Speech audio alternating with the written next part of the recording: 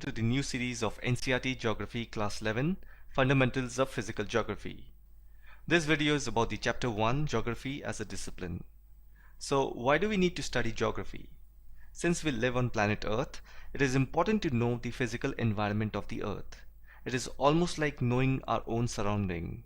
As dramatic it may sound, our lives are affected by our surroundings in many ways. If you see, everything around us came from natural resources like plants, animals, minerals, soil, and water. There was a time when people only ate edible plants and animals to survive. As time went by, human beings developed technologies and that gave birth to food industry. So you see how our food habits changed over time. And same goes for clothes as well. So this is what geography teaches us as to how human society as well as the earth developed gradually with time. So geography as a discipline helps us in understanding the changes which have taken place over time. So now the question is, what is the meaning of geography? In simple terms, geography means the study of Earth. It's the Earth that we are trying to study. Try to understand this. On Earth we have two important components. First, it is the physical features like mountains, hills, valleys, plains, plateaus, oceans, lakes, deserts, and wilderness. And then we have human beings. I mean, without humans, Earth would be like any other planet. Now in human society, we have variations in terms of social and cultural form. We have people belonging to different community, different background with different beliefs. So it is really interesting to see the relationship between the physical environment and social or cultural features. From poetic point of view, we can say physical environment is like a stage, and human societies are the actors performing. Now try to relate this. You go to different places, you witness new culture, new social values, and that can be seen through the architectural style, food, rituals, customs, human behavior, etc. So all these creative skills were invented by people on the landform over a long period of time. So this is what geography helps us in understanding the relationship between the physical aspect and the human aspect of the earth. The term geography was first coined by Eratosthenes, a Greek scholar. Geo means earth and graphos means description. So it is the description of earth that we are trying to understand in geography. Now geography has many disciplines like natural science and social science. Under natural sciences we have geology, pedology, oceanography, botany, zoology, meteorology, etc. And under social science we have economics, history, sociology, political science, anthropology, etc. These all disciplines study different aspects of the earth. Now one of the important work of a geographer is not just to study the variation in the physical feature of the earth, but also to understand the association with other factors like what causes these variations. For example, cropping patterns differ from region to region, but we also know it is closely related to factors like soil, climate, demands in the market, investment, and technological availability. So you see the correlation between two phenomena. And one more important point that you need to understand is that these geographical phenomena are not static, they are dynamic, meaning they change over time. Human society is growing and changing rapidly, and so is the physical landform. The early human society, we call them primitive society. They were directly dependent on the nature for food, clothing, and shelter. And if you see now, the present society is inventing new technology to utilize natural resources. One good example would be with the creation of big machines, physical environment can be modified by humans, which was extremely difficult once upon a time. Therefore, we can say technology brought freedom. It helped in reducing the harshness of labor, increased labor efficiency, and provided leisure to human beings to attend to the higher need of life. With so much of development around, we now find humanized nature and naturalized human beings. Remember this term. It means humans have converted the environment totally the way they want it, with the help of their natural creativity and thought process. Now it brings us to a point where we will discuss geography as a discipline, which is concerned with three sets of questions, and they are basically what, where, and why. The standard three questions that you will find in everything. So by what we mean that what is the relationship between the natural features and cultural features found on Earth? In simple terms, what is the relationship between human and land? So all those sort of questions falls under this category. Then we have where. By where we mean where are these variations seen on Earth? We are talking about the distribution pattern of human culture, society on Earth. Because when we see a particular place with a lot of population, it immediately speaks a lot about not just the human aspect, but also the land aspect of that place. And it's a known fact that most of the population resides in plain areas rather than rough, hilly terrain. So those sort of questions fall in this category. And finally, we have the why question, which answers the cause and relationship between natural and human features. One example would be why we find a particular place with high and another place with low population. So that sort of question falls under this category. So if you see, all these three questions answer the dynamic interaction between human beings and their physical environment. Now we're going to read about geography as an integrating discipline. Always remember, the meaning of the word integrating is bringing together, joining, combining. And if you see, geography does that work pretty smoothly. It sees the world as one giant global village. Because in geography, we get to read about so many things like distances, routes, transportation, technology and communication, then economy, population, etc. So geography integrates with all these separate disciplines and helps us in understanding the world as if it was one single entity. And if you look at your geography textbook, we have chapters dedicated to every single topics that I just mentioned. And by having a fair knowledge about all these topics, it will be easier to integrate them and understand the Earth as a single entity, which is what geography is helping us in doing it. I hope you're getting what I mean. Now, another important aspect of geography is time. Time is an integral part of geographical studies. And the reason we say that is because every geographical phenomenon undergoes change through time and can be explained temporarily. So if you see, the environment around us is constantly changing. So here I'm talking about the physical features like landform, climate, vegetation, economic activities, occupation. So if you see, these all are changing with respect to time. So you need to think of it this way: when things are changing at such a drastic rate, there has to be some yardstick, right, in order to measure how much the change has occurred.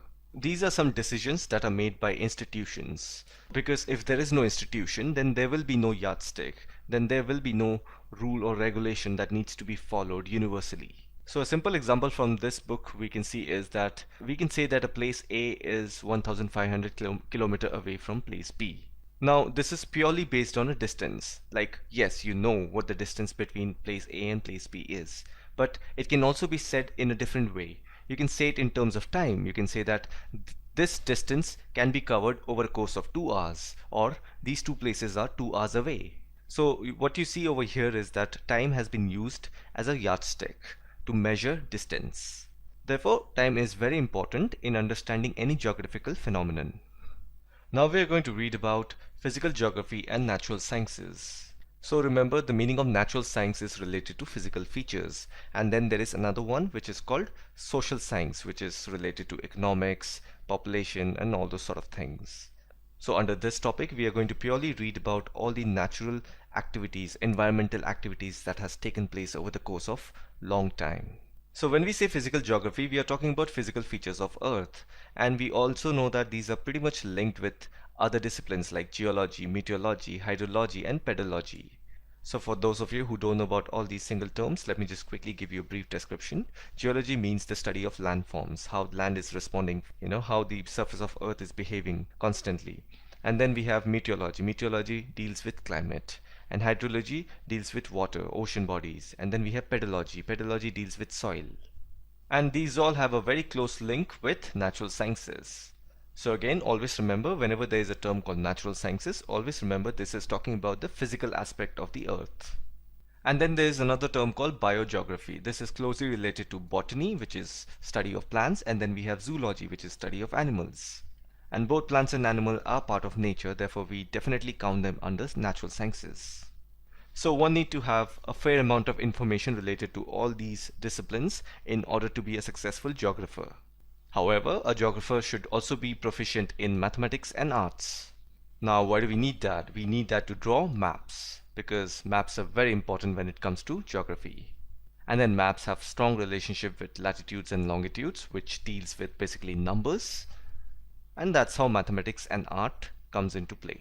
So now we're going to talk about geography and social sciences. So when we say social sciences, we are talking about the cultural and the social aspect of human society. And again, this topic is also equally important because when we are trying to understand geography as a whole subject, then understanding social as well as the natural science is equally important. Now, the kind of disciplines that falls under social sciences are sociology, which studies the classification of human societies. Then we have political science. So this helps us in studying the government and the states and other political units. Then we have economics, which deals with the production and distribution and consumption of goods and services and their management. And then we have demography, which studies the characteristics of human population. So all these different aspects, or rather I would say different disciplines, helps us in understanding the geography being a part of social science. Now, why is it important to understand all these different disciplines? So there is an importance which is associated with it in terms of understanding the territory, people, and the sovereignty of a particular place. So we know that the earth is now divided into small states, countries, and continents, and all these places has its own preferences. So to understand all of this, it is very important to understand all these different disciplines. Now if you look at this picture, wait a second, this picture, I need to straighten it up. Okay, now it's good now. So here's a picture in which you can see the geography and its relation with other subjects. So at the center you have this earth, and then these are the other disciplines that is directly, sometimes indirectly associated with geography.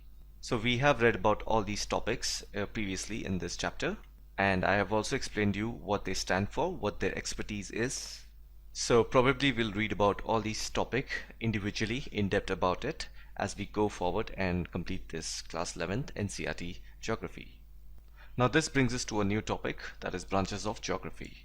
So basically all the discipline that you saw in the previous picture, those are nothing but the branches of geography, because geography is an interdisciplinary subject to study.